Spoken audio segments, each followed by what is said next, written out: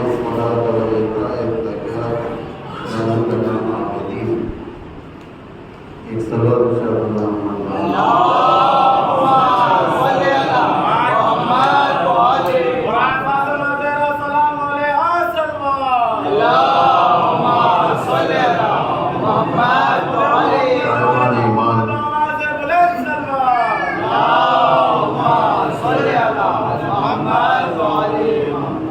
صاحبان ایمان، رابطہ معصوم سے اور ان کی معرفت کا نتیجہ تسلیم ہو جاتا ہے. انسان خود کو ان کے حوالے کر دیتا ہے. یہ سب سے بڑا زندگی میں پروگرس ہے انسان کی. جتنے ترک حرام اور یوں کہا جائے کہ ادائے واجبات اسباب تسلیم ہے. انسان جب تسلیم ہوگا، کاملاً اپنے آپ کو حوالے کر دے گا، اس کے بعد یہ سب ساری چیزیں اسے آٹومیٹک کنیکٹ ہو جائے گی.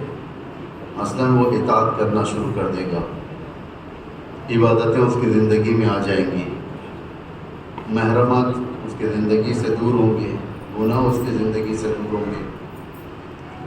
جتنا رابطہ مضبوط ہوگا، باب تسلیم اس کے اندر پیدا ہو جائے گا.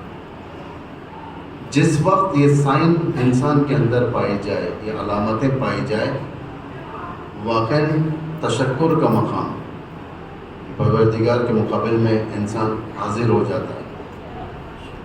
اپنے اور پروردگار کے درمیان ٹرانسپیرنسی مینٹین کرتا ہے، بیان کرتا ہے. ولو خدا جانتا ہے اپنے اعمال سے، لیکن بیان کرتا ہے.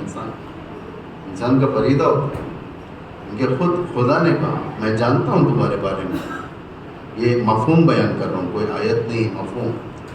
خدا جانتا ہے بندوں کے بارے میں، لیکن خدا چاہتا ہے کہ بندہ خود کہے، اپنی مراد مانگے، اپنی زبان کھولے، اس کے سامنے تسلیم ہو جائیں. اسے کہتے ہیں معرفت کا نتیجہ.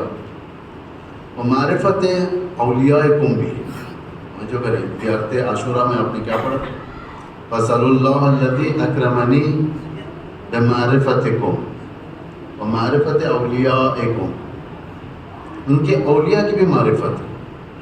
اولیاء کی معرفت یعنی خود شہدائے کربلا کے جو شہید ہیں، جو امام حسین سے ہٹ کر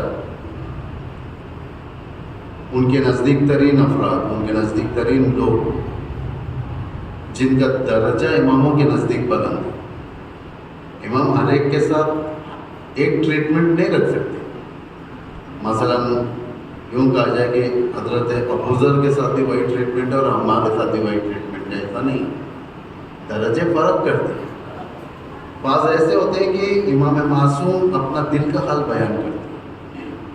بعض ایسے ہوتے ہیں کہ امام معصوم انہیں دل کا حال نہیں بیان کرتے، لیکن عوام الناس کو وہ باتیں بتاتے ہیں جو بتانے کے لائق کی ہوتی ہیں. دل کا مثال کے طور پر امیر المومنین ایک مرتبہ تشریف فرما تھے مالک اشتر کے ساتھ. مالک اشتر سے امام نے فرمایا کہ مالک ایک سوال کا جواب تھا. بہت دل ٹوٹا ہوا تھا امام کا، حالات بہت کریٹیکل تھے، کیونکہ معمولی بات نہیں ہے. امام علی علیہ السلام جس وقت حکومت پہ آئے تھے، ظاہری حکومت پر جو خلافت کہی جاتی ہے اس پر آئے تھے. امام کو ایک لمحے کے لیے بھی چین نہیں تھی، ایک لمحے کے لیے بھی. خالی جنگوں کے اندر مبتلا کر دیا گیا تھا. جنگ جمل، جنگ صفین، جنگ نہروان، کافی امام کو تکلیف ہوئی. ایک مرتبہ مالک اشتر کے ساتھ بیٹھے ہوئے تھے. امام نے فرمایا مالک میرے ایک سوال کا جواب، مجھے کیوں لوگ چھوڑ کر چلے جاتے ہیں؟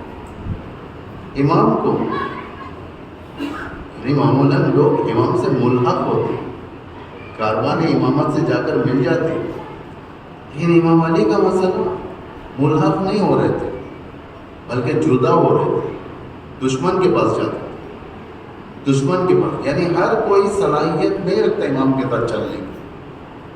اگر ہم یہ سمجھیں نعوذ باللہ یہ ہمارے ساتھ نہیں ہے، یہ بات البتہ ہمارے ساتھ نہیں ہے. ایک کامن بات ہے اگر ہم، کیونکہ تاریخ بہت ساری چیزوں کو ہمارے سامنے واضح کرتی ہے، درس دیتی ہے، عبرتیں دیتی ہیں۔ خود امام فرماتے ہیں ما اکثر العبر واقل الاعتبار، عبرتیں بہت ہیں لیکن عبرت حاصل کرنے والے کم ہیں، عبرت حاصل کرنے۔ تاریخ میں اگر دیکھا جائے جو لوگ امام کو خلافت کے اوپر لے کر آئے تھے وہی لوگ 5 سال کے بعد امام سے ہٹ گئے۔ یہ سوچنے کی بات ہے۔ دشمن زیادہ تھے امام کے، ایک جمل کے اندر، دوسرا صفین کے اندر، تیسرا نہروان کے اندر، لوگ کنفیوزڈ ہو گئے تھے۔ دشمن کا ایک ہتھیار کنفیوژن ایجاد کرنا، امام معصوم سے دور کرنا۔ امام معصوم سے جنگ جمل میں ایک جوان، آپ کی طرح ایک جوان آیا امام کے پاس، روتا ہوا آیا، غمگین آیا، یا جیسا بھی آیا، آ کر کہنے لگا کہ یا امیر المومنین، ہمیں سمجھ میں نہیں آ رہا ہے کہ آپ کس طرف ہیں۔ ایک طرف خلیفہ رسول ہیں، دوسری طرف زوجہ رسول ہیں، ایک طرف وصی رسول، داماد رسول یعنی امیر المومنین، دوسری طرف اصحاب رسول۔ ظاہر بات کنفیوژن ہو جائے گا انسان کو۔ ہم کو اس دور میں، اگر ہم اس دور میں اپنے آپ کو رکھیں گے کیا فیصلہ کریں گے؟ ایک کوسچن مارک ہے، یہ سوچنے کا مقام ہے۔ اگر ہم جمل کے دور میں ہوتے تو کیا فیصلہ کرتے؟ اگر ہم نہروان کے دور میں ہوتے تو کیا کرتے تھے ہم؟ کیونکہ بہکنے والے لوگ معمولی لوگ نہیں تھے، بہکنے والے لوگ بڑے بڑے لوگ تھے، نامور لوگ۔ زبیر سیف الاسلام، جسے اسلام نے آنر کیا تھا، سیف الاسلام، طلحت الخیر، اس طریقے سے بڑے بڑے لوگ تھے۔ یہ اپنے آپ کو 61 ہجری میں رکھ کر دیکھیں، 61 ہجری میں ایک طرف کوفے کے لوگ، دوسری طرف امام کا کاروان آنا ہے، استقبال کریں تو کیسے کریں، کیا نہیں کریں۔ آپ نے دیکھا ہوگا ایرانین جو موویز نکلتے ہیں یا سیریل، مختار نامے میں بہت اچھا بتایا ہے۔ مختار نامے کے اندر اگر غور فرمائیں گے، ایک وقت پورا علماء کا، کافی پڑھے لکھے لوگ، جن کے اندر خود اس بات کی بحث تھی کہ امام کو کیسے نصرت پہنچائی جائے، اندر بلا کر یا باہر سے ہی۔ اس مسئلے میں لوگ پیچھے ہٹ گئے تھے۔ یہ معمولی بات نہیں، صفات رذیلہ رکھتے ہوئے انسان امام کے ساتھ نہیں چل سکتا۔ امام نے مالک سے پوچھا آخر مجھے لوگ کیوں چھوڑ کر چلے، میرے اندر کیا کمی؟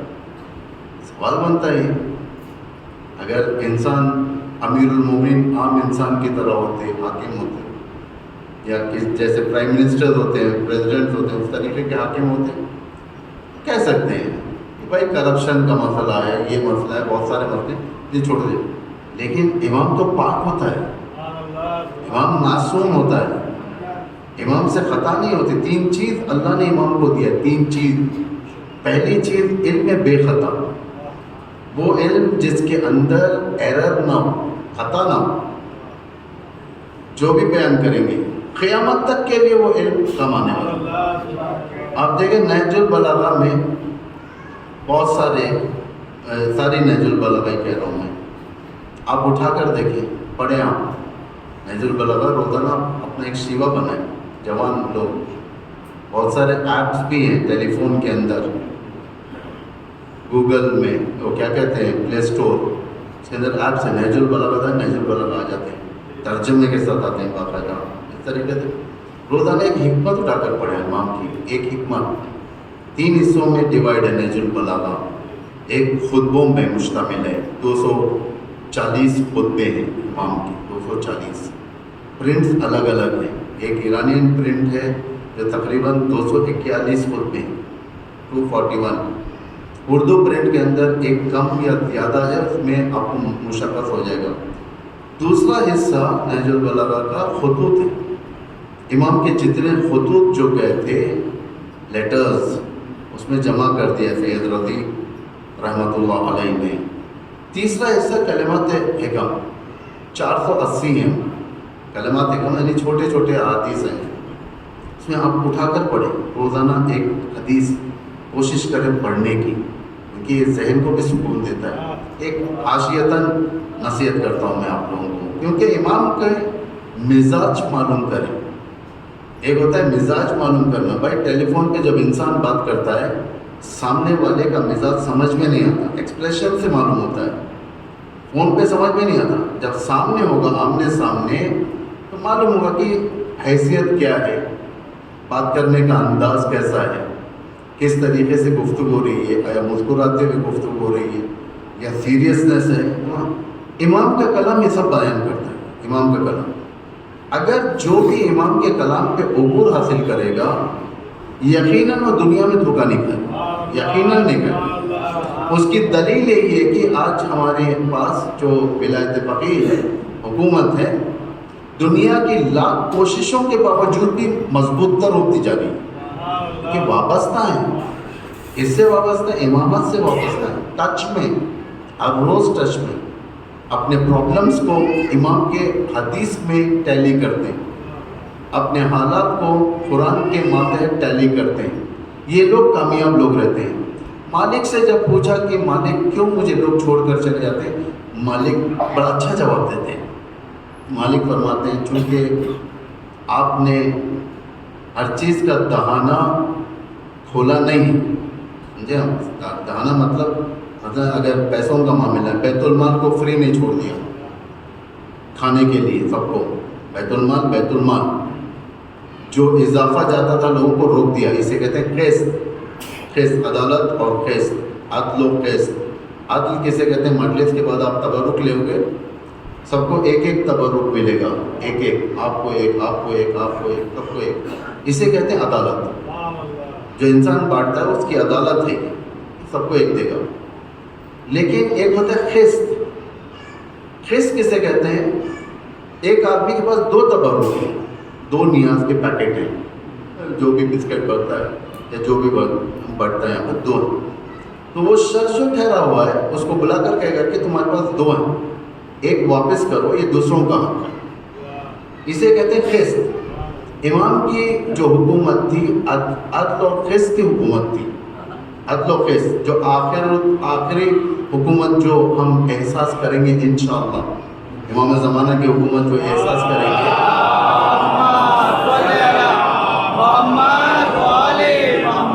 عدل و قسط کی حکومت ہوگی. عدل و قسط یعنی عدل و قسط مطلب اگر آپ کے پاس کوئی چیز اضافی ہے جو آپ کی یوٹیلائز میں نہیں ہے تو امام اس کو واپس لیں گے، گورنمنٹ پراپرٹی بنائیں گے.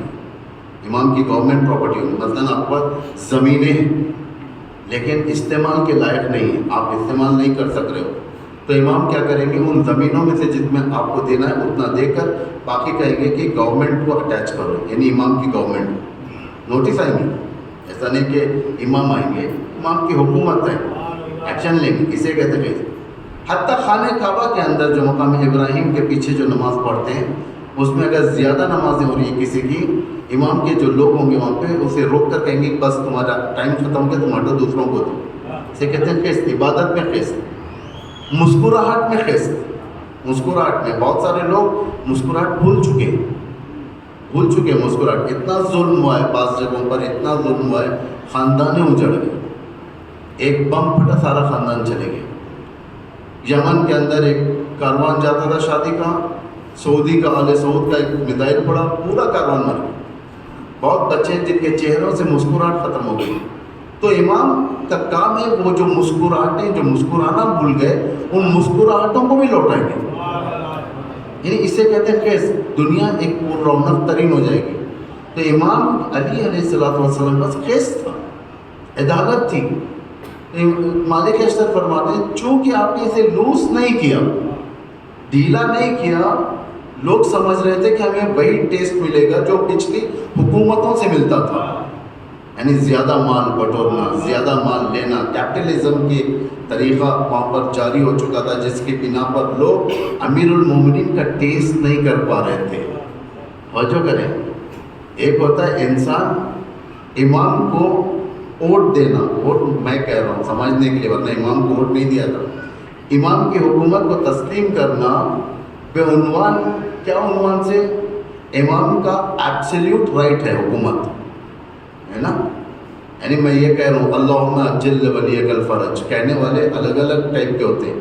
اللہم عجل ولیک الفرج، مثلا نماز ہوتی ہے، لوگ دعا کرتے ہیں خدایا امام کے ظہور میں تعجیل فرما، یا جتنے لوگ بیٹھے ہوئے ہیں سب کہیں گے الہی من خدا امام کے ظہور میں تعجیل فرما. لیکن سب کے ذہن کے اندر الگ الگ کانسیپٹ ہے ظہور کا. ایک ہوتا ہے کانسیپٹ ٹیسٹ بدلنا، خدایا یہ جو حکومتیں ہیں ہم پر رحم نہیں کر رہی ہیں، خدا امام کو بھیج تاکہ ہم پر رحم، عیب نہیں. خدایا ہمارے پاس غربت بڑھ رہی ہے، امام کو بھیج تاکہ ہم لوگ پیسے والے ہو جائیں، یعنی حکومت اچھی ہو ہماری. یعنی اسے کہتے ہیں ٹیسٹ بدلنا. پچھلی حکومتوں کا ایک ٹیسٹ تھا، ویسے ایک ٹیسٹ امام زمانہ کا بھی ہے. یہ دعا ہے، خدا قبول کرتا ہے، لیکن یہ دعا اس کی کوئی اہمیت زیادہ نہیں ہوتی. کس دعا کی اہمیت زیادہ ہوتی ہے؟ اللہم عجل ولیک الفرج، خدایا تیرے فرج میں تعجیل فرما. خود اس دعا کے اندر جو فرج بیان کیا گیا یہ کافی ہے امام کی عظمت کے لیے. یعنی امام آئے، کیوں آئے؟ زمین کے اوپر امام زمانہ کا ایبسلیوٹ رائٹ ہے، ان کی حکومت ہی ہونی چاہیے، اللہ کی حکومت ہونی چاہیے. تو امام سے بڑھ کر کون اللہ کی حکومت چلا سکتا ہے؟ ایک شخص اس لیے دعا کرتا ہے، اس لیے تاخیر اسی لیے ہوتی ہے کیونکہ ہمارے دعاؤں کے اندر برابری نہیں ہوتی. ایک صاحب کرامت عالم دین جمکران تشریف لے گئے، کئی سال پہلے کی بات ہے یہ. جمکران مسجد جمکران ہے نا قم کے اندر، امام زمانہ سے مخصوص ہے. شب چہارشنبہ یعنی منگل کی رات کو سارے ایران سے لوگ جاتے ہیں، باہر کے بھی آتے ہیں، لاکھوں کا مجموعہ تھا، لاکھوں کا مجموعہ. صاحب کرامت مسجد میں جا کر امام سے راز و نیاز کرتے ہیں، دعا کرتے ہیں. آخر امام ملاقات کرتے ہیں، امام سے ملاقات ہوتی ہے. امام سے فرمایا کہ اے فرزند رسول، اے حضرت حجت، دیکھیں کتنے عاشق ہیں آپ کے یہاں پر لوگ، یہاں پر آپ کے لیے آئے ہوئے ہیں، آپ سے دعائیں کرتے ہیں. کس طریقے سے ہیں لوگ، آپ کو بلا رہے ہیں، آپ تشریف لائیں، آپ کیوں نہیں آتے؟ امام فرماتے ہیں اے شیخ، یہ جو لوگ آ کر دعا کرتے ہیں یہ اپنے لیے آتے ہیں، اپنے لیے. خدایا میری نوکری پرابلم میں، امام زمان میری نوکری پرابلم میں، امام زمان میری بیٹی کی شادی اٹکی ہوئی ہے، امام زمان میرا بیٹا مشکل میں ہے. یعنی اپنے خواہشات کے لیے. امام فرماتے ہیں کوئی میرے لیے نہیں آتا، یہ عیب نہیں ہے لیکن ادب نہیں ہے. ایک ہوتا ہے عیب ہونا، یہ عیب نہیں ہے. امام سے اگر جا کر کہیں آپ فرزند رسول میری بیٹی کی شادی کے اسباب فراہم کریں، عیب نہیں ہے. کیونکہ میں نے کہا تھا جو بھی چیز ملتی ہے ہم کو امام وقت کے ذریعے سے ملتی ہے. امام وقت، اگر آپ امام علی کے پاس بھی جا کر دعا کریں گے، رسول اللہ کے پاس بھی دعا کریں گے، اگر آپ حضرت زہرا کے پاس بھی دعا کریں گے، یہ عرضی امام زمانہ کے پاس جاتی ہے. امام علی یعنی امام زمانہ سے کہیں گے کہ یہ شخص نے مجھ سے یہ دعا کی ہے، امام پوری کرتے ہیں اس کو. توجہ کریں، اسے کہتے ہیں وقت کا امام. امام فرماتے ہیں کہ یہ لوگ جو آتے ہیں میرے پاس یہ اپنے لیے آتے ہیں، میرے لیے نہیں آتے. جس دن میرے لیے آئیں گے میں خود بخود حاضر ہوں آنے کے لیے. یہ سب سے بڑی بات ہے. یعنی کیا ہے اس کے اندر؟ ہر چیز تو یونیفارم میں، صرف سیٹنگ چینج کرنا ہے. کبھی ہوتا ہے نا موبائل میں آٹومیٹک سیٹنگز بدل جاتے ہیں، پھر مینولی جا کر سیٹ کرنا پڑتا ہے. اولیاء خدا سے یعنی اماموں سے، امامان معصوم سے سیٹنگ چینج کرنی پڑتی ہے. ایک بار اگر سیٹنگ ہو جائے پھر اطاعت کی منزل آٹومیٹک آ جائے گی. جب اطاعت کی منزل آ جائے گی امام علی کے حکومت کا ٹیسٹ اچھا لگے گا، ورنہ ہرگز اچھا نہیں لگے گا. کتنے لوگ چلے گئے تھے، اتنے لوگ. امام کے جو ہم دیکھتے ہیں، جو تاریخ میں پڑھتے ہیں، مثلا جمل، صفین، نہروان، یہ 3 دشمن جو امام کے مقابلے میں آئے تھے. امام کا ایک اور دشمن بھی تھا کوفے کے اندر. وہ کون ہے؟ احمق لوگ جو امام کے مزاج سے واقف نہیں تھے. جسے امام ان کے اوپر یعنی اپنے دل کی بھڑاس نکالتے ہیں. فرماتے ہیں کہ میں چاہتا تھا کہ تمہارے ذریعے سے دنیا کی اصلاح کروں.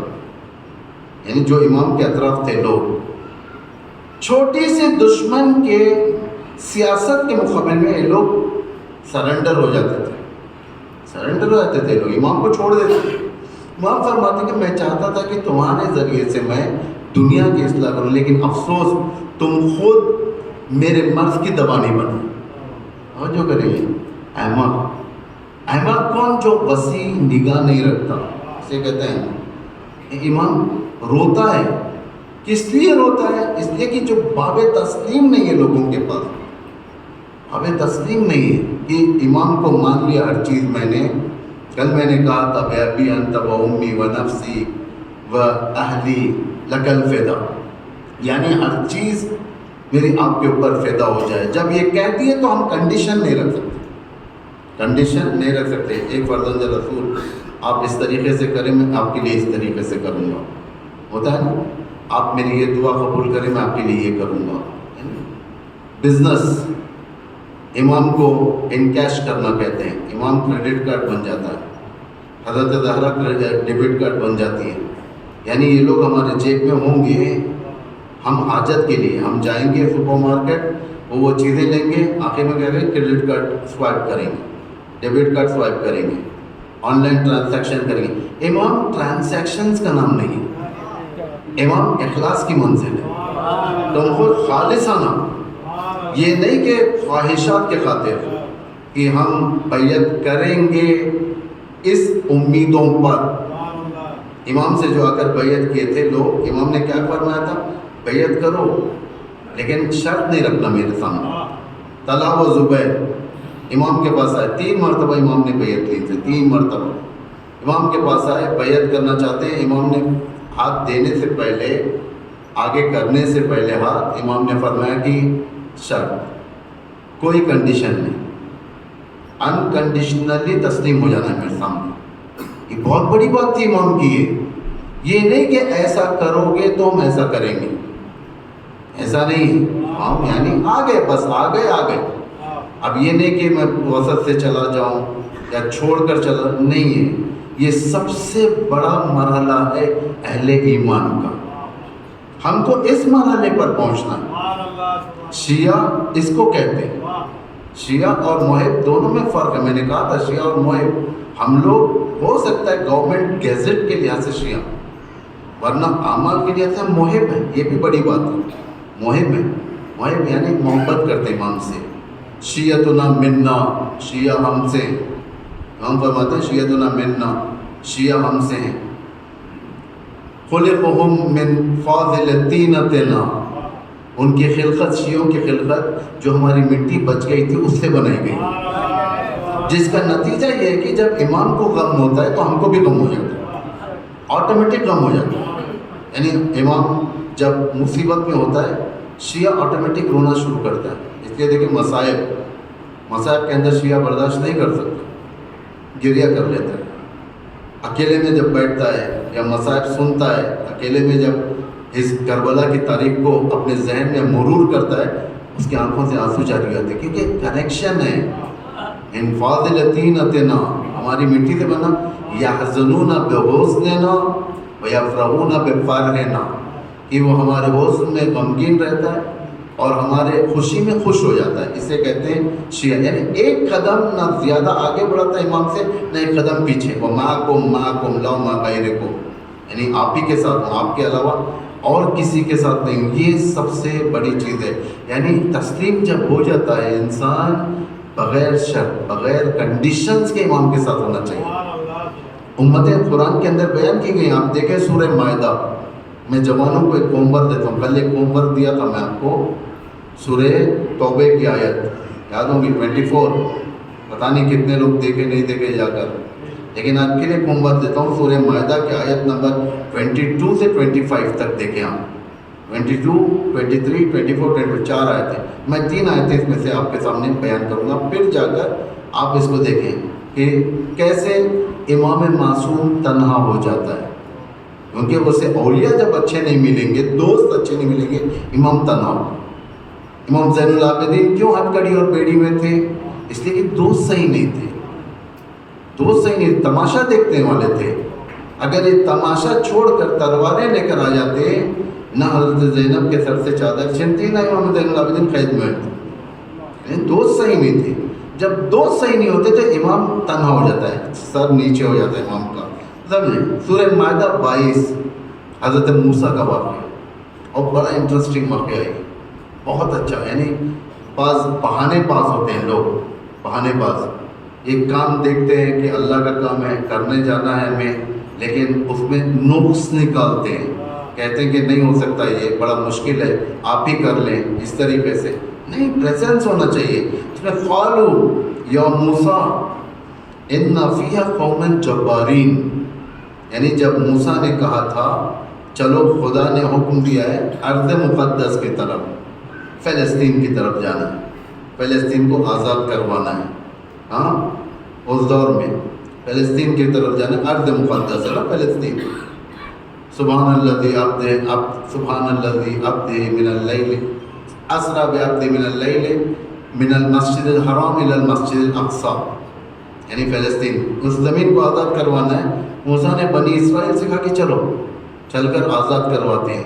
تو انہوں نے کہا قالوا، بنی اسرائیل نے کہا یا موسیٰ، اے موسیٰ ان فیہا قوما جبارین. موسیٰ وہاں تو بڑے گندے لوگ رہتے ہیں، جبارین یعنی بڑا سخت لوگ رہتے ہیں، مارنے والے لوگ رہتے ہیں، گونڈے ٹائپ کے، یا یوں کہا جائے کہ اسرائیل کی آرمی سب کی خوف ہوتی ہے نا، سب کو ہر ملک خوف کھاتا ہے. بھائی امریکن آرمی آنے والی، خوف دل کے اندر، امریکہ کے حملہ کر دے گا، کیا ہوگا، ہم کہاں جائیں گے. سارے عرب کے دل کے اندر خوف ہے. کیوں خوف ہے؟ اس لیے کہ اللہ کا خوف نہیں ہے. جس کے پاس اللہ کا خوف ہوگا وہ بڑی بڑی قدرتوں سے لڑے گا، اس کے لیے کوئی مشکل نہیں ہے. اگر جیتیں گے تو سرفرازی، مر جائیں گے تو شہادت. ایمان و عقیدہ ہے، خدا کا خوف ہے. خدا کا جب خوف رہے گا انسان کسی سے نہیں ڈرتا. یہ ہر جگہ کیریکٹر ہر جگہ پائے جاتے ہیں. ہمارے درمیان بھی ممبر پہ آتے ہیں، بعض آتے ہیں مثلاً کہتے ہیں کہ ٹھیک ہے ہمیں دیکھنا ہے کہ کس طریقے سے لوگوں کو راضی کرنا ہے، یعنی لوگوں کو راضی کرنے کے لیے کہ کس میں زیادہ واہ ملتی ہے اسی ڈائریکشن سے چلو. ہوتا ہے سر جگہوں پر ہوتا ہے، یعنی یہ سبجیکٹ کے اوپر زیادہ واہ ملتی ہے اسی ڈائریکشن سے چلو. یہ سبجیکٹ میں واہ نہیں ہے، اس سبجیکٹ کو ٹچ نہیں کرو، مشکل ہو جاتا ہے. اسے انسان حاصل نہیں کر سکتا. ایک محاورہ ہے نا، مریض بھی مانگے وہی، حکیم بھی دے وہی. جو مریض چاہتا ہے، مریض کہتا ہے کہ آپ مجھے کڑوی دوا مت دیں، ٹھیک ہے، حکیم کہتا ہے میٹھی دوا لے لیں. اسے کیا کرنا ہے حکیم کو؟ حکیم ڈاکٹر وہی ہے جو اپنے مطابق سے ٹریٹمنٹ کرے. ان فیہا قوما جبارین، وہاں پر سخت لوگ رہتے ہیں، ہم لوگ نہیں جا سکتے. انا لن ندخلها حتی یخرجوا منها، ہم لوگ اس وقت تک اس سرزمین میں داخل نہیں ہوں گے جب تک آپ انہیں نہ نکال دیں. خود موسیٰ سے کہہ رہے لوگ تم ہی جاؤ نا، ہمیں کیوں بلا رہے ہو. فَإِنَّ يَخْرُجُ مِنْهَا، اگر آپ اس کو نکال دو گے فَإِنَّ دَاخِلٌ، شرط، یعنی امام معصوم موسیٰ بھی معصوم ہے اور موسیٰ اپنی امت کا امام ہے، منجی ہے، کیا ہے، بنی اسرائیل. میں آپ کو ایک حاشیہ دیتا ہوں، ہو سکے تو یہ تحقیق ہے، تحقیق ریسرچ ورک ہے. اگر آپ جاننا چاہتے ہیں امام زمانہ کے ظہور کے بعد کیا ایجنڈا ہے، امام کیسے کریں گے حکومت، امام کی حالت کیسے ہوں گے، اگر آپ جو ہر جوان چاہتا ہے امام زمانہ کے بارے میں جانیں تو آپ قرآن میں حضرت موسیٰ کا واقعہ پڑھیں، کیونکہ موسیٰ امام زمین تھے، امام زمان امام زمین و زمان. موسیٰ امام زمین تھے، فلسطین کی تک لے کے جانا تھا انہیں، سرفرازی دینے کے لیے، عزت دینے کے لیے ان لے کے جانا. امام موسیٰ منجی بنی اسرائیل تھے، امام منجی بشریت، منجی یعنی نجات دینے والے، یعنی ساری بشریت، صرف شیعوں کو نہیں، صرف مسلمانوں کے نہیں، اگر ظلم دلت پر ہے تو امام یقیناً اس کے خلاف اٹھیں گے، یقیناً اٹھیں گے۔ اگر ظلم ہندو پر ہو رہا ہے تو امام اس ہندو کو بچائیں گے ظلم سے، اگر ظلم یہود پر ہو رہا ہے تو امام یہود کو بچائیں گے۔ یہ مت سمجھیں کہ امام آئیں گے صرف اور صرف شیعوں کے لیے فائدہ ہوگا، نہیں، امام ریسسٹ نہیں، امام انسانوں کی طرف۔ اس لیے امام کا نعرہ دیکھیں، ہر الیکشن سے پہلے جو حاکم آتا ہے ایک سلوگن لگاتا ہے، اس کا ایک مینیفیسٹ ہوتا ہے، اس کا ایک نعرہ ہوتا ہے، میں یہ کروں گا، میں وہ کروں گا۔ یعنی آج کل جو حکومتیں ہیں بالخصوص دنیا میں، خصوصاً ہندوستان کے اندر، دین کے نعرے کے اوپر لوگ آ کے بیٹھتے ہیں حکومت میں۔ یعنی ہندو اگر مسلمان کے خلاف بولیں گے تو ہندوؤں کا ووٹ ملے گا، مسلمان اگر ہندوؤں کے خلاف بولیں گے مسلمان کا کوئی نہ کوئی ایم پی بن جائے گا، اس لحاظ سے۔ لیکن امام کا نعرہ دین نہیں ہے۔ آپ دیکھ لیں پورے قرآن کے اندر یا احادیث میں کہیں پر بھی امام نے اگر کہا کہ میں دنیا میں دین بھر دوں گا، دین نہیں، جو لوگوں کے نیڈز ہیں وہ امام کا نعرہ ہوگا۔ لوگوں کے نیڈز کیا ہے؟ عدالت ہے، عدالت، جسٹس، انصاف، برابری، ہمیں بھی برابر دیکھا جائے، ہے نا۔ ہم لوگ اس ملک میں رہتے ہیں جہاں پہ برابری ختم ہو رہی ہے، جہاں سے انصاف ختم ہو رہا ہے۔ بہت سارے مذہب، مسلمان نہیں، ہندوؤں کے اندر بہت سارے ایسے اقلیتی شعبے ہیں جہاں پر وہ لوگ روتے ہیں کہ ان کے ساتھ انصاف نہیں ہو رہا ہے۔ تو کون انصاف دلائے گا انہیں؟ ایک ایسا عادل امام ہو جو آ کر انہیں انصاف دلائے۔ اس لیے امام کی حکومت کا نعرہ عدالت ہوگا، شیعت نہیں، عدالت، تاکہ ساری انسانیت۔ اس کے بعد جب عدالت دیکھیں گے امام کے بارے میں، جو برین واش ہو چکا ہے جو ذہن لوگوں کا، جب خود وٹنس ہوں گے، گواہ بنیں گے، آٹومیٹک قرآن کہہ رہا ہے یدخلون فی دین اللہ افواجا، آٹومیٹک لوگ آئیں گے۔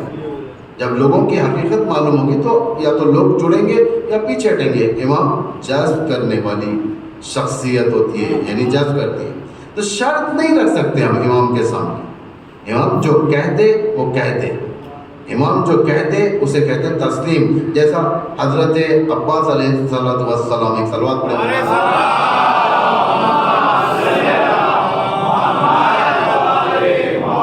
امام صادق فرماتے ہیں حضرت عباس کے بارے میں جو خصوصیتیں، حضرت عباس اشہد لگ گیا، یعنی معرفت ہے حضرت عباس، ان کی بہت ضروری ہے۔ چھٹویں امام فرماتے ہیں جس کے پاس بھی حضرت عباس، میرے امو عباس کی معرفت نہ ہو، خدا کی لعنت ہو اس کے اوپر۔ یعنی حضرت عباس کی معرفت ہمارے لیے ضروری ہے۔ اشہد لگ گیا، میں گواہی دیتا ہوں آپ کے بارے میں، بالتسلیم والتصدیق والوفاء والنصیحہ۔ چار خصوصیت حضرت عباس کی، یہ چاروں نہیں بیان کر رہا ہوں میں، ایک بیان کر رہا ہوں اس میں سے حضرت عباس کے بارے میں ایک تسلیم تھا، یعنی امام کے سامنے جھک گئے تھے، اپنی بات کو نہیں رکھتے تھے۔ جب امام قیام فرماتے ہیں، مدینے سے نکلتے ہیں، بہت سارے لوگ آتے ہیں امام کے پاس، کہتے ہیں کہ مشورے دیتے ہیں، آپ یمن چلے جائیں، آپ فلاں جگہ چلے جائیں، آپ مدینے میں رہ جائیں، کچھ نہیں ہونے والا، یہ ہوگا وہ، بہت سارے مشورے۔ لیکن عباس جو بصیرت ترین سپاہی، ابو الفضل عباس جو بصیرت ترین، ایک جملہ نہیں کہتے۔ کیوں؟ اس لیے کہ جانتے ہیں کہ امام کا جو ڈیسیژن ہے وہی میرے لیے خیر ہے۔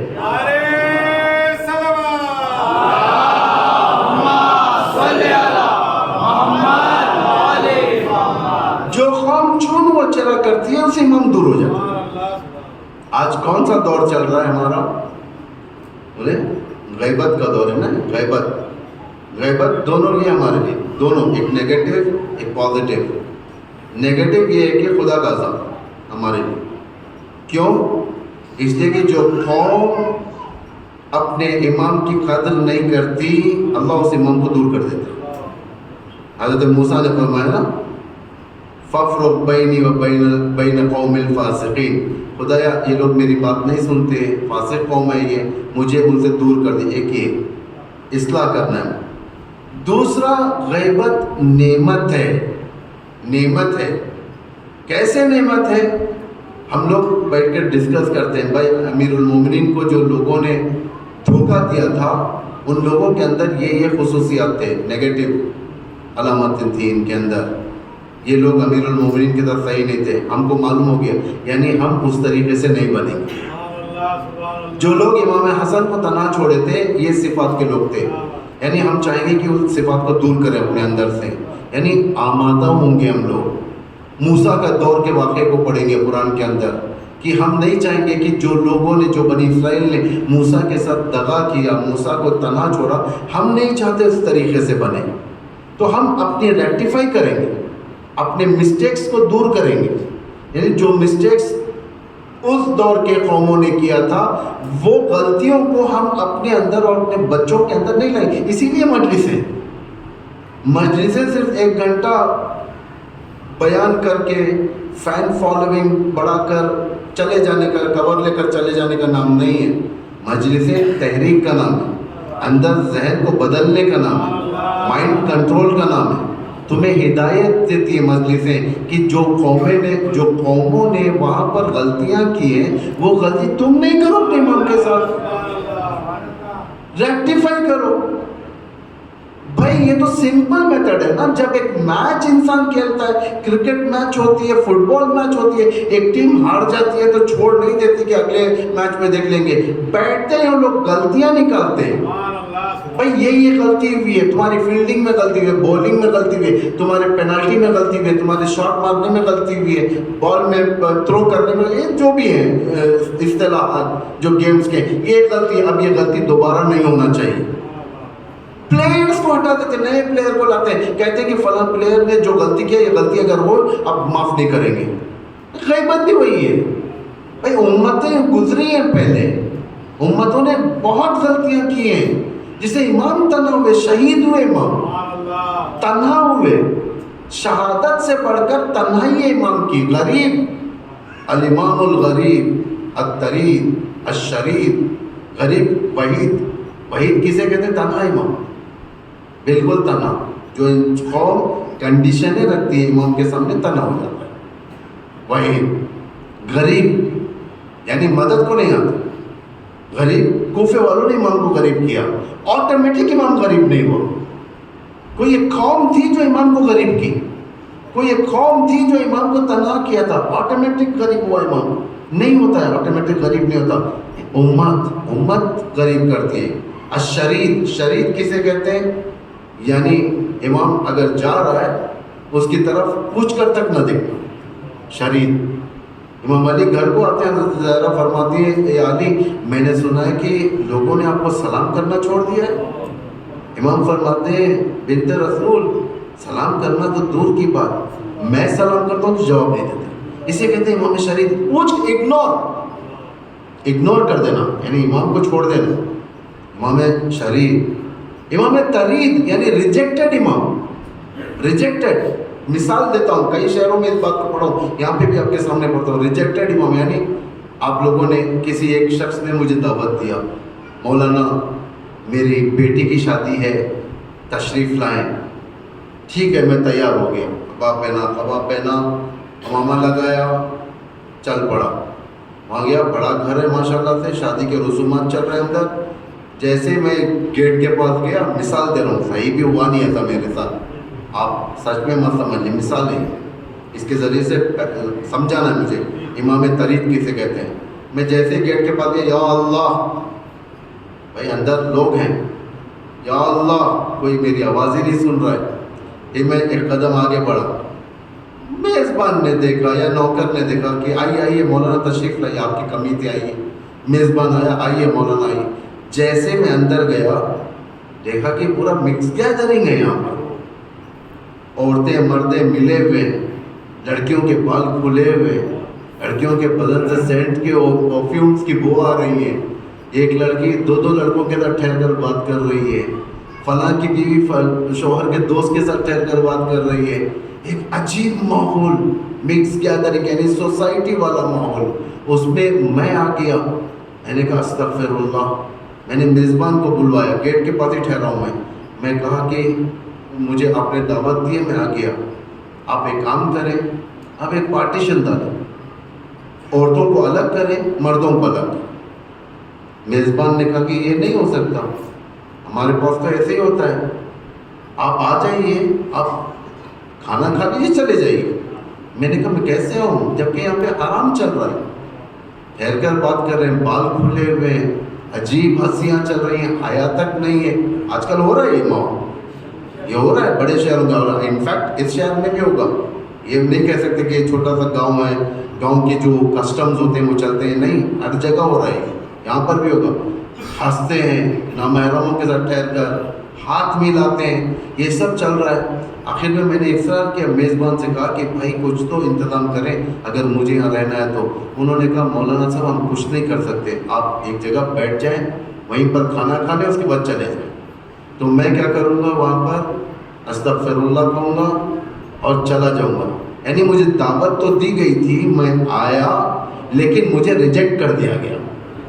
اسے کہتے ہیں امام الطرید، یعنی امام کو ہم بلاتے ہیں، جب امام ہمارے محفلوں میں آتے ہیں ہمارے اعمال دیکھ کر واپس چلے جاتے ہیں، یعنی ہم اپنے عمل کے ذریعے سے کہتے ہیں آپ کو آنا ہو اسی میں آئیے ورنہ جائیے۔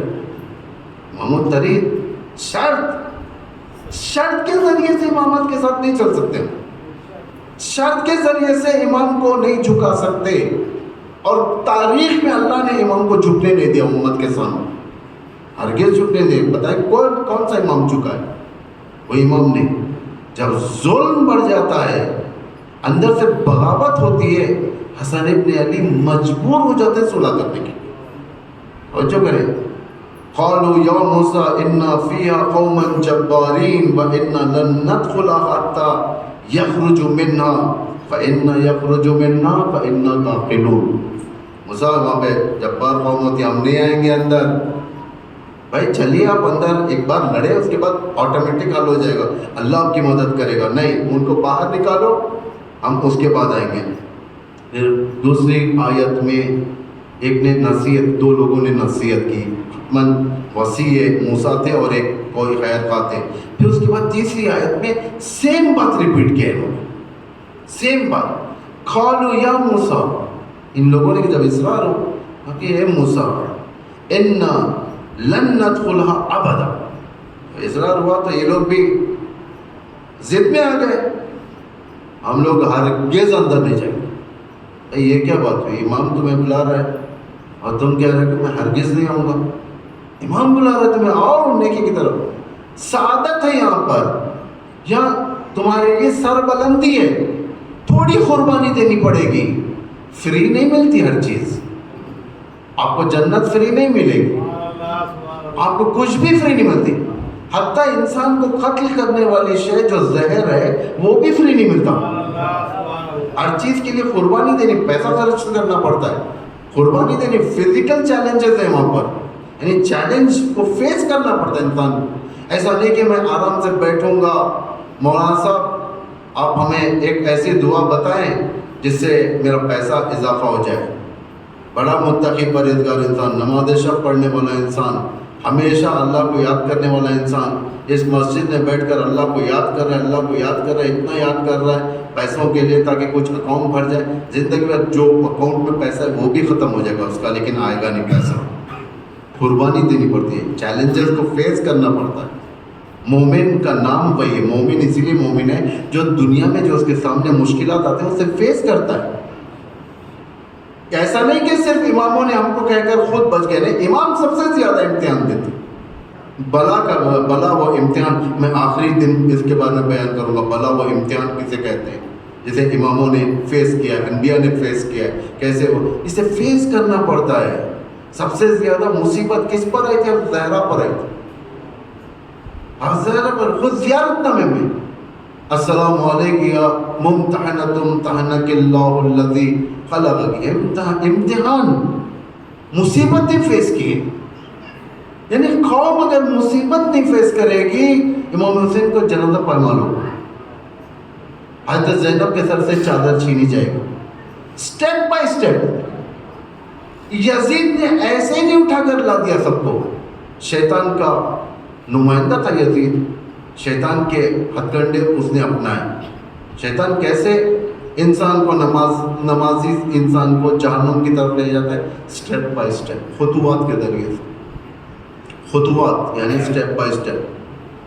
چند لوگ رسول اللہ کے پاس آئے، اگر کہنے لگے یا رسول اللہ جب ہم آپ کے پاس بیٹھتے ہیں تو ہمارا ذہن اچھا رہتا ہے، یعنی آپ کی طرف کانسنٹریشن ہوتا ہے، ہمارا ذہن لگتا ہے، کوئی برائی نہیں آتی ذہن میں، ہمارے اچھا ہوتا ہے، آپ کی باتیں ذہن میں آتی ہیں۔ جیسے ہی ہم آپ کے پاس سے دور جاتے ہیں، مارکیٹ کی طرف جاتے ہیں، کام کے لیے جاتے ہیں، بزنس کی طرف جاتے ہیں، ہمارا ذہن کرپٹ ہونا شروع ہو جاتا ہے، اس کو دھوکہ دینا، اس کو دھوکہ دینا، والو نہیں دیتے ہم، لیکن ذہن میں آتا ہے یہ باتیں۔ کیا ہم منافق ہیں؟ رسول نے فرمایا یہ نفاق نہیں ہے، یہ خطوات ہے۔ خطوات یعنی شیطانی اقدامات، دھیرے دھیرے سے کھینچے گا تمہیں شیطان، پہلے سست کرے گا، سست ویکنس مطلب بدنی ویکنس نہیں، ایمانی ویکنس۔ ٹھیک ہے، ابھی اذان ہوئی، ایک 10 منٹس کے بعد پڑھیں گے، 10 منٹ سے 15 منٹ کے بعد پڑھیں گے، اس طریقے سے آگے بڑھیں، دیر پہلے سست۔ جب سستی میں انسان پرفیکٹ ہو جائے گا، اس کے بعد دوسرا حملہ شیطان کا ہوگا، فوراً ایک ساتھ حملے نہیں کرتا، ایک کامیاب ہو گیا، دوسرا حملہ کیا ہے؟ خط و واسطے، فجر کی نماز چھوڑ دیا، ظہر اثر کی پڑھ لیا،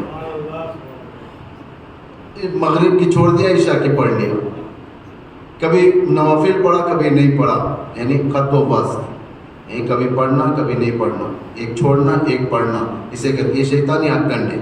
جیسے یہ آثار ہمارے اندر آ جائیں ہمیں اصلاح کر لینا چاہیے فوراً۔ اس لیے روایتوں میں جب بھی کوئی مستحب عمل سے تمہارا دل دور ہو رہا ہے، اتفاق سے تم انجام دو، کیونکہ وہاں پر اللہ نے ایک نعمت رکھا اور شیطان نے تمہارے لیے جال بچھایا، کیونکہ وہ نعمت ہے۔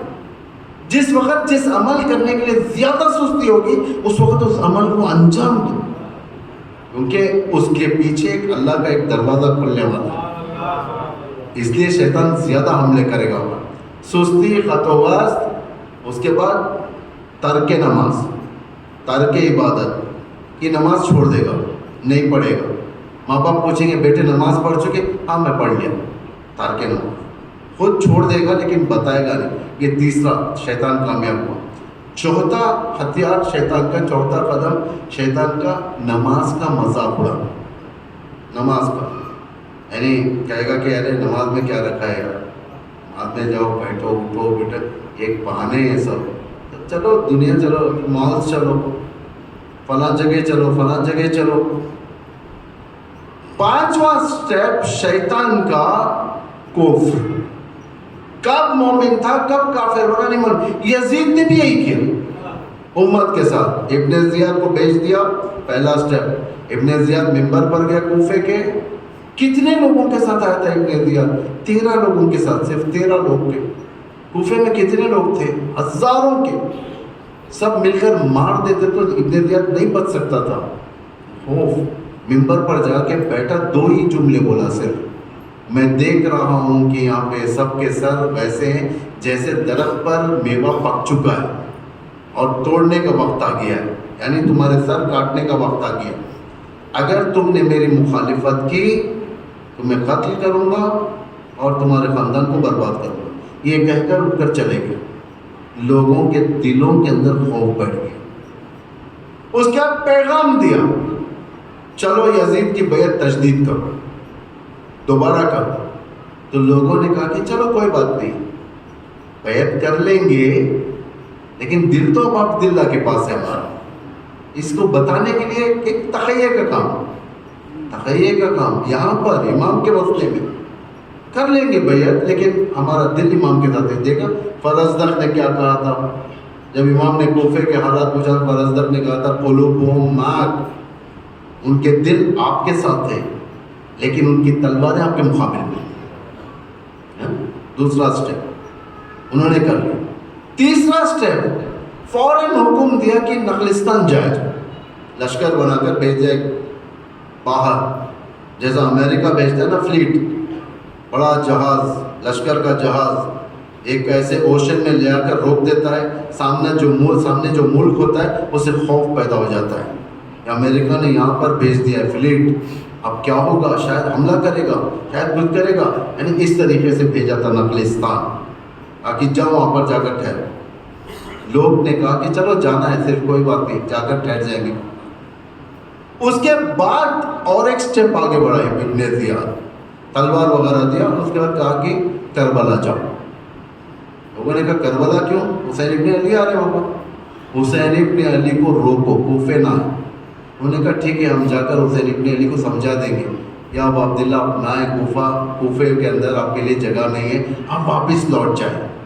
کربلا بھیجا، یہ لوگ کربلا گئے۔ کیا سوچ کر آئے؟ قتل حسین ان کے ذہنوں میں نہیں تھا، ان کے ذہنوں میں نہیں تھا، یہ چاہتے تھے ابو عبداللہ کو۔ انہوں نے خط لکھے تھے امام حسین کو، زیارت عاشورہ اس کے اندر ہے نا، لعن اللہ امتن اسرجت والجمت وتنقبت لقتالک، کہ نقاب ماسک لگا کر آئے تھے۔ کس لیے ماسک لگا کر آئے تھے؟ آپ کے قتل کے لیے۔ امام حسین جا کر بات کرتے ہیں، لوگ ماسک لگائے ہوئے، یعنی پورا بندھے ہوئے چہرہ، صرف آنکھیں دکھ رہی تھیں، ہے نا، پورا باندھ لیتے ہیں، آنکھیں دکھتی ہیں۔ امام پہچان گئے، کہا کہ فلاں بن فلاں، تو میرے قتل کے لیے آیا، تیرا خط یہاں پر ہے میرے پاس، دعوت کیوں دیا؟ اگر مارنا تھا تو دعوت کیوں دیا؟ کیا جواب دیں گے لوگ؟ ماسک لگائے ہوئے تاکہ امام کو پتہ نہ چلے۔ بہت سارے لوگ آ گئے تھے وہاں پر جو دعوت دیے تھے، قتل کے لیے آ گئے تھے۔ شب عصر عاشور جب خیمے جلائے جا رہے تھے، لوٹے جا رہے تھے، وہاں پر ام کلثوم نے ایک کو روتے ہوئے دیکھا، کہا کہ کیوں گریہ کر رہا ہے، کیوں گریہ کر رہا ہے؟ اس نے کہا کہ میں آپ کا چاہنے والا ہوں، اہل بیت کا چاہنے والا ہوں، مجھے محبت ہے آپ کے خاندان سے۔ ارے بدبخت، اگر محبت ہے تو لوٹ کیوں رہا ہے ہمیں؟ آگے اگر میں نہیں لوٹوں گا تو دوسرے لوٹ لیں گے۔ ابن زیاد نے کہا کہ کربلا جاؤ۔ انہوں نے کہا ٹھیک ہے، امام حسین سے ہم لوگ سمجھا کر چلا دیں گے، لیکن اب کربلا جائیں۔ کربلا گئے یہ لوگ، دیکھیں اسٹیپ بائی اسٹیپ کیسے آئے یہاں پر۔ امام حسین کو 9 محرم کی شام تک کسی کے ذہن میں نہیں تھا کہ ایک جنگ ہونے والی ہے، صرف ایک سیناریو کریٹ کر رہے تھے یہ لوگ ابو عبداللہ کے خلاف، تاکہ ڈرائیں ایک بڑے لشکر کو بھیج کر، تاکہ وہاں پہ خوف بڑھ جائے دلوں کے اندر اور یہ لوگ لوٹ کر چلے جائیں۔ یہی سوچ رہے تھے جنگ کے بغیر ہم لوٹیں گے۔ عاشور بھی آ گیا، قتل حسین بھی ہو گیا، سارے مبارک نہدے پر چلا گیا، کوفے والے زمین پر گر گئے۔ واہ بیلا، کیا کر دیا ہم نے؟ کب جنت سے نکلے کب دوزخ میں گئے معلوم نہیں۔ یہ کون لوگ تھے جو کوفے میں مسلم ابن عقیل کے پیچھے نماز پڑھے تھے؟ یہ کون لوگ تھے جو حسن ابن علی کے ساتھ تھے؟ یہ کون لوگ تھے امیر المومنین کے ساتھ جنگوں کے اندر تھے؟ کب جہنم میں گئے پتہ نہیں چلا۔ شرط نہیں رکھنا چاہیے امام کے مقابل میں۔ اگر ہم لوگ استطاعت نہیں ہے، یقیناً امام کے سامنے کھل کر بیان کرنا چاہیے کہ میرے اندر یہ کیپیسٹی نہیں ہے، میرے اندر یہ حوصلہ نہیں ہے۔ خدا دوسرے سے خدمت لے گا، امام دوسرے سے خدمت لے گا، لیکن یہ نہیں اگر ایسا رہے گا تو میں نہیں بلاؤں گا، ایسا رہے گا تو نہیں آؤں۔ یہ پھر اس کے بعد موسیٰ سے ایک جملہ آگے کہنے لگے، قالوا یا موسیٰ انا لن ندخلها ابدا ما داموا فیہا، موسیٰ ہم ہرگز داخل نہیں ہوں گے۔ ضد پہ آ گیا۔ یہ کون ہوتے بولنے والے؟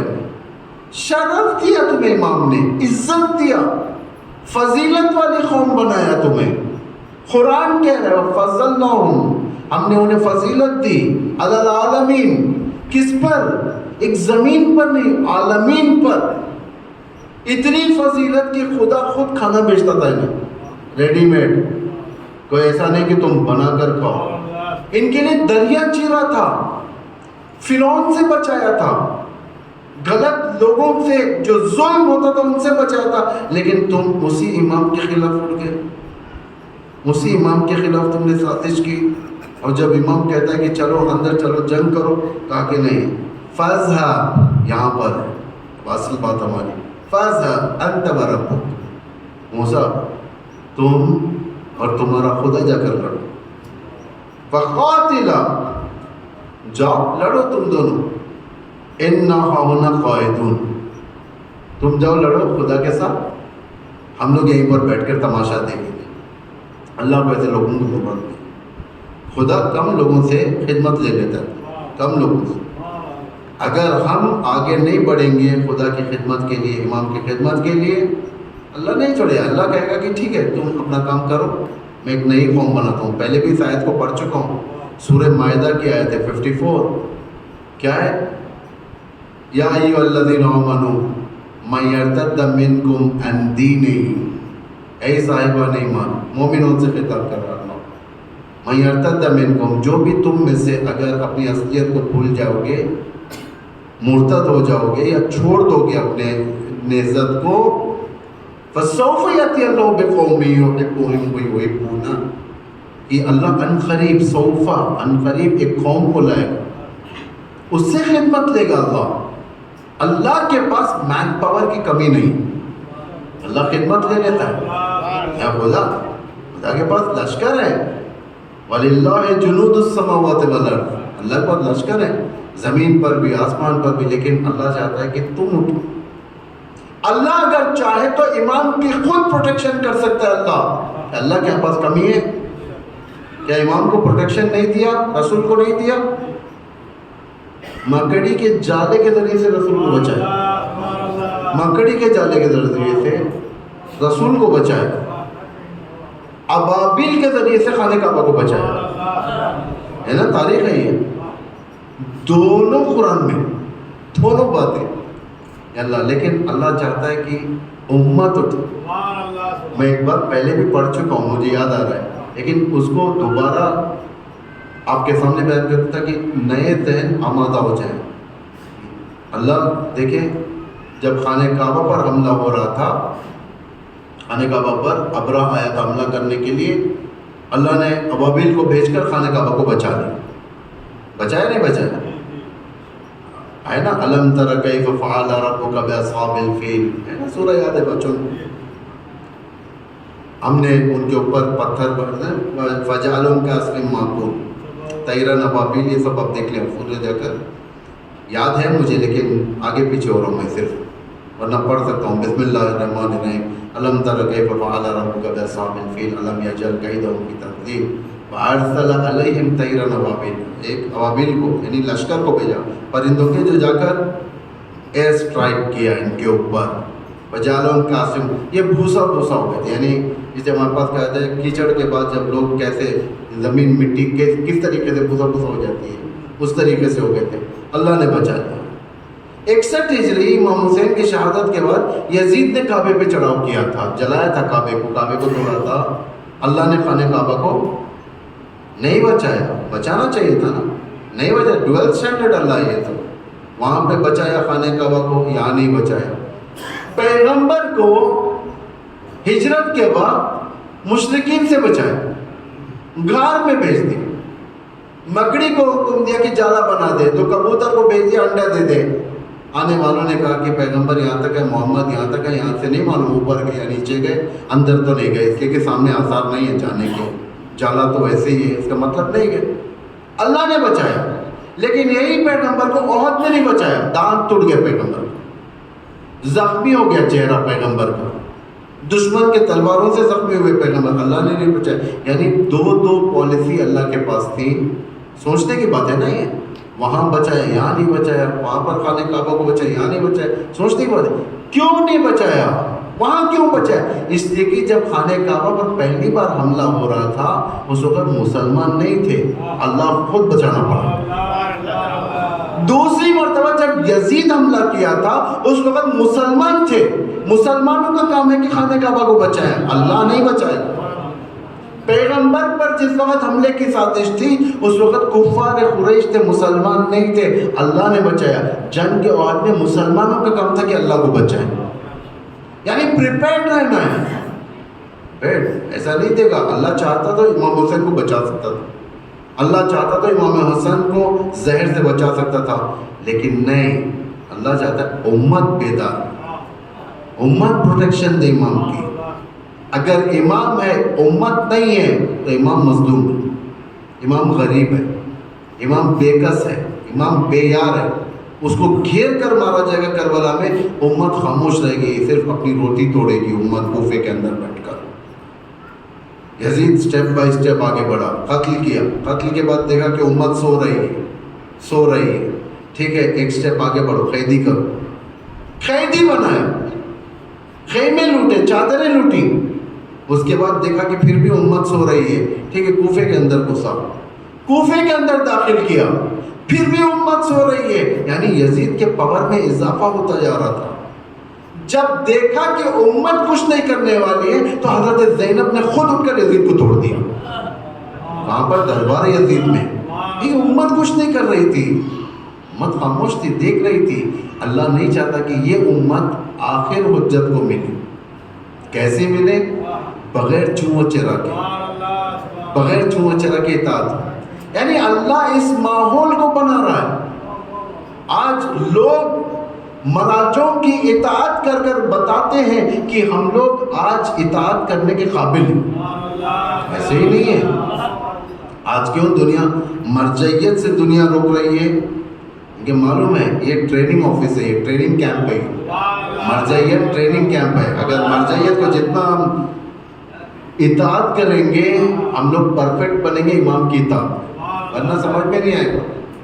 غیبت صغرا، غیبت کبرا ہے نا، ظہور صغرا، ظہور کبرا۔ اگر غیبت صغرا نہ ہوتی، غیبت کبرا ہوتی تو لوگ پاگل ہو جاتے۔ میں اس کو بعد میں ایکسپلین کروں گا، ابھی ٹائم نہیں ہے میرے پاس۔ لیکن اسی طریقے سے ظہور کبرا سے پہلے ظہور صغرا اگر نہ ہو تو ظہور کبرا برداشت نہیں ہوگا۔ امام جب آ جائیں گے لوگ برداشت نہیں کریں گے کیونکہ سمجھ میں نہیں آئے گا انہیں۔ اس لیے پہلے ٹریننگ ہے نا، آرمی میں جانے سے پہلے کیمپ میں ٹریننگ حاصل کرنی پڑتی ہے، جانا پڑتا ہے۔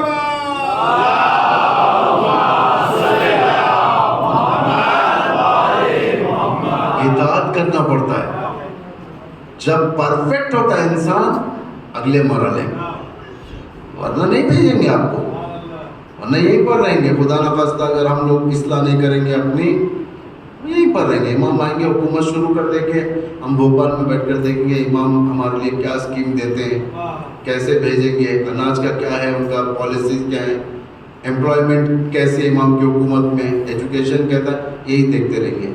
امام دوسروں سے خدمت لیں گے، ہمیں اس مقام تک پہنچنا ہے۔ اسی لیے تو ہم کہتے ہیں وَجَعَلَنَا، ہے نا، کہتے ہیں نا وَجَعَلَنَا مِنْ خَيْرِ أَعْوَانِهِ، یہ نہیں کہ صرف ہمیں ان کا یار بنا دے، بہترین یار بنا، وَخَيْرِ أَعْوَانِهِ وَأَنصَارِهِ، بہترین مدد کرنے والا بنا، وَشِيَّتِهِ، ان کا بہترین شیعہ بنا۔ اسی لیے یہ کون کر سکتے ہیں؟ عزاداری ہو سکتے، ورنہ یہ سبجیکٹس آپ کو بھوپال یونیورسٹی میں یا چنئی یونیورسٹی میں، آکسفورڈ یونیورسٹی میں یا کیمبرج کی یونیورسٹی میں نہیں پڑھایا جاتا۔ وہاں پر شیطانی تعلیمات ہوں گے، آپ کس طریقے سے لوگوں کے اندر نفوذ کرنا ہے، سکلز کیسے حاصل کرنا ہے، لوگوں کو کس طریقے سے اپنا بنانا ہے، ان کے اوپر اپنا یوں کہا جائے کہ بزنس کیسے تھوپنا ہے، یہ نصرت کا کہیں نہیں پڑھاتے۔ یہ جو قوم ناصر قوم بنتی ہے اسی مجلسوں سے بنتی ہے۔ آج شہید حاج قاسم سلیمانی کس یونیورسٹی کے پڑھے؟ کرمان کے گاؤں کے تھے وہ، کرمان کے، لیکن آج کتنا بڑا مرتبہ ہے۔ ایک پریزیڈنٹ آف ایران، آج صبح president of Iran U N کے اندر قاسم سلیمانی کی تصویر اٹھا کر تقریر کرتے ہیں۔ یہ کس ملک کا پریزیڈنٹ اپنے جنرل کی تصویر بتاتا ہے؟ قاسم سلیمانی کس مکتب کے پروردہ ہیں؟ مکتب زینبی کے۔ جب اس مکتب کے لیے آگے بڑھے، ہر چیز کو قربان کیا، جب یہ حضرت زینب کا روزہ حفاظت کیے، ورنہ نہیں کر سکتے۔ دشمن خوف کھاتا تھا ان سے۔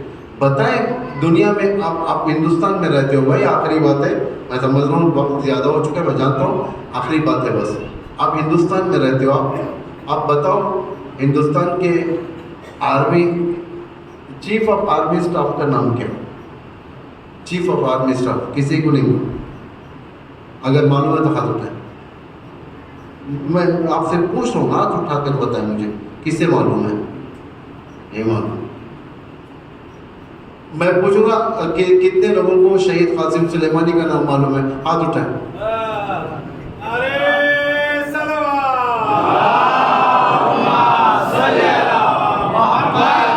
یہ شہید صرف آپ کے درمیان نہیں، تمام مذہبوں کے جوانوں کے درمیان مشہور ہے. تاریخ میں صرف میں نے 2 جنرلز کو دیکھا جو بیانڈ دی بارڈر کے اس طرف بھی مقبول ہیں. ایک حضرت عباس، دوسرا آج قاسم سلیمانی.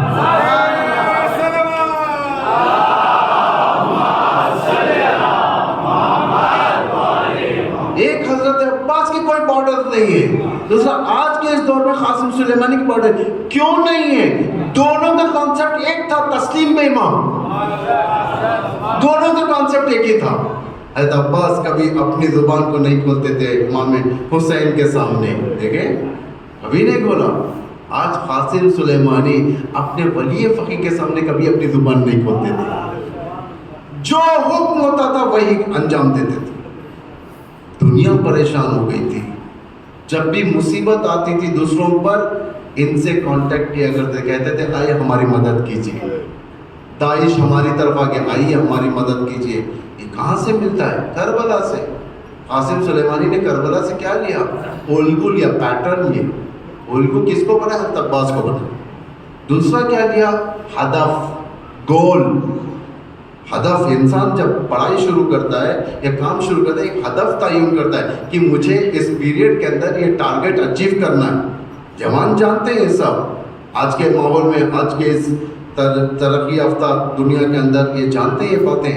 انہوں نے گول لیا کہ کس لیے ہمیں کیا کرنا ہے، کتنے وقت کے اندر ہمیں اس اسلام کے بارڈرز کو پھیلانا ہے. گول لیا. تیسرا نظریہ لیا، ویژن. جب تک ویژن نہ ہو انسان کے پاس وہ آگے نہیں بڑھ سکتا. ویژن ضروری ہے. تک بصیرت نہ ہو آگے نہیں بڑھ سکتا، نہیں پہچان پائے گا. اندھیرا ہے، اس کے پاس اگر اندھیرے کے مطابق کی فیسلٹی نہ ہو، چراغ نہ ہو، لائٹ نہ ہو، آگے نہیں بڑھ سکتا. کہیں پر بھی ٹھوکر کھا سکتا ہے. کہیں پر ویژن چاہیے. قاسم سلیمانی نے یہ، اسی لیے ایک بہترین اور مضبوط ترین جنرل ہے. مضبوط ترین جنرل ہے. کس وجہ سے؟ قاسم سلیمانی کے پاس ڈگری نہیں تھی کوئی کالج کی. قاسم سلیمانی پھر بھی قاسم سلیمانی بنے. کس لیے؟ عزم کی وجہ سے، وفا کی وجہ سے، تفریق کی وجہ سے، رضا الہی کی وجہ سے. ورنہ ہر ایک کو مقام نہیں ملتا عزیزو. ہر دور میں قاسم سلیمانی نہیں پیدا ہو سکتے، ہر دور میں نہیں ہو سکتے. کیوں؟ انہوں نے حضرت عباس کو اپنا الگو بنایا. چاہے کچھ بھی ہو جائے. میں اب عبداللہ کے پاس ہوں. شمر شب عاشور آیا، کہا کہ عباس آ جاؤ. عباس خاموش، امام کے پاس بیٹھے ہوئے. عباس آ جاؤ، خاموش. آخر میں 3-4 بار جب ہو گیا، امام حسین نے فرمایا کہ بس جاؤ جواب دو اس کو. یہ نہیں کہا کہ کیا کہنا ہے. جانتے تھے مزاج امامت سے واقف ہے، عباس کو ڈکٹیٹ کرنے کی ضرورت نہیں ہے. صرف کہا جاؤ جواب دو. باہر آئے، امان نامہ جیسے لیا اسی کے منہ پہ پھاڑ کر پھینک کر مارا. کتنا برا امان نامہ لے کر آیا ہے، کتنا برا سودا ہے یہ میرے لیے. میں حسین کو چھوڑ کر تیرے پاس آؤں؟ عجب کیا. بھگا دیا شمر کو، بھگا دیا. ہم حسین کے مزاج سے واقف تھے. حتیٰ عاشور کے دن کے جنرل تھے، پھر بھی آ کر نہیں کہے مولا مجھے جانے کی اجازت نہیں دی. شہید ہونے کی مشق لے کر آئے تھے تاکہ امام حسین سمجھ. عباس کچھ کہنا چاہتے ہیں لیکن امام حسین کے سامنے کہتے نہیں تھے. ایک مشق آیا، امام نے پڑھ لیا عباس کے چہرے پر. عباس سے تلوار بیٹھ گئے. امام بوسہ دیا. اس تلوار کے اوپر نصر من اللہ فتح قریب کو بٹھایا، لکھا انا للہ و انا الیہ راجعون. سینے سے لگایا. جیسے مشق لے کر آئے، چھوٹے چھوٹے بچے آگے آئے. امام حسین کی کمسن بیٹی سکینہ کہتی ہے پورے بچوں کو جمع کر، کہتی ہے آپ ہماری پیاس بجھ جائے گی، اس لیے کہ میرے امو پانی لے کر آئے. بچوں کے اندر ایک ہمت آ گئی، ورنہ اتنی پیاس تھی، آتش کی منزل ہو گئی تھی، آتش کی منزل، ان سے برداشت نہیں ہو رہا تھا، ان کے حلق سوکھ چکے تھے، کلیجہ جل چکا تھا، چھوٹے بچوں کی حالت، چہرے مرجھائے ہو چکے تھے۔ یہ لوگ خیموں کے اندر جاتے تھے تو خیمے خالی ہو چکے تھے، شہداء تھے، فرش کو ہٹاتے تھے، اپنے پیٹ پر سے کپڑے کو ہٹاتے تھے، مٹی کو کھودتے، اپنے پیٹ کو زمین کے تہہ میں لگاتے تھے تاکہ اس کی ٹھنڈک سے کلیجے ٹھنڈے ہو جائیں۔ اتنی پیاس تھی۔ یقینہ کہہ رہی ہے کہ صبر کرو، اب میرا امو پانی لے کر آئے گا۔ بس یہ انتظار تھا، تلواروں کی آوازیں، دشمن کی آوازیں، گھوڑوں کے ٹاپوں کی آوازیں، بچے ایک تلے پر ٹھہر کر دیکھ رہے تھے ماجرا، لیکن دیکھ نہیں پا رہے تھے اس لیے کہ گرد و غبار تھا۔ اللہ اکبر، تھوڑی دیر گزری تھی، گرد و غبار کے پردے پھٹنے لگے، علم نمودار ہوا۔ جب سوچو بچوں کا دل کیا کہا ہوگا، کتنی آس آئی ہوگی، ہاں علم آ رہا ہے، بچوں مبارک ہو، اب پانی آ چکا ہے، ہم لوگ سیراب ہو جائیں گے۔ جیسے جیسے علم نزدیک آیا، بچوں نے کیا دیکھا کہ اللہ اللہ علم ہے، علمدار نہیں ہے۔ بچے مایوس ہو کر لوٹ گئے۔ سکینہ تیزی سے بڑھی، بابا سے کہنے لگے، بابا ہمیں پیاس نہیں ہے، بابا امو جان کو واپس لے کر آ جائیے، ہمیں پانی نہیں چاہیے۔ روتے روتے وہی بیٹھ گئی۔ امو جان آپ شانے کٹائے مقتل میں ہو گئے۔ اللہ لعنت اللہ علی القوم الظالمین، انا للہ و انا الیہ راجعون۔ یہ تو لسٹ پڑھتی جا رہی ہے۔ اذن لخدائی و تسلیم النعم، خداوند اسلام و مسلمین کی حمایت و نصرت فرما، جہاں جہاں پر بھی مومنین ان کی جان مال عزت آبرو کی حفاظت فرما۔ پروردگارا محمد والے